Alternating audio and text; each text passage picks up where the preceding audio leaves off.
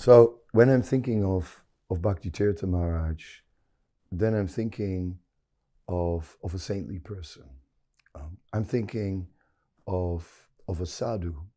I'm thinking of one who was always speaking from the heart in any situation, and one who was really very truthful. Just like Maharaj in his writing is truthful. In The Beggar, he writes about this about the sadhu who is dealing with the difficulties of so many people and just responds with love, but that he also has his own struggles, that he has his own thin strings attached to his heart. And he had that kind of honesty as a sadhu, not posing himself on a platform, but operating from truthfulness, and that made him convincing. That made him very genuine as a leader. And he was giving. He was not just an ambassador of love, but he was glorifying, like in South Africa at the time of Mandela's visit. He was just given the main stage, you know, like Mandela is there and they're introducing Bhakti Tirtha Swami, and Bhakti Tirtha Swami is now going to speak. And then he just turned that around in glorifying Mandela in such a nice way, that by taking like a real humble position himself and putting Mandela up on the platform. And he could do things like that, which were,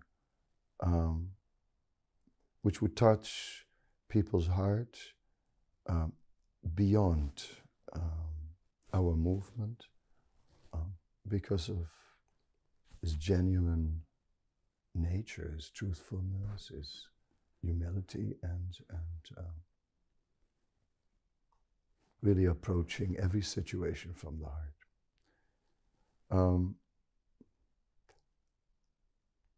Yeah.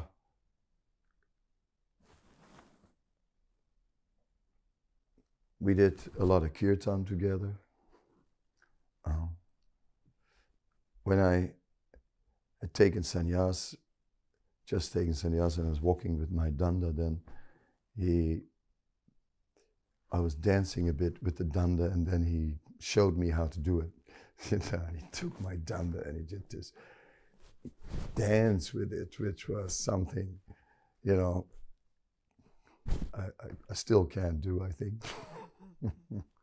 That was, in that way, he was warm and personal. He had this all-inclusive thing, you know, like kirtans where long row, everyone holding hands and running forward, and like, okay, Jai Prabhupada, Jai Prabhupada. And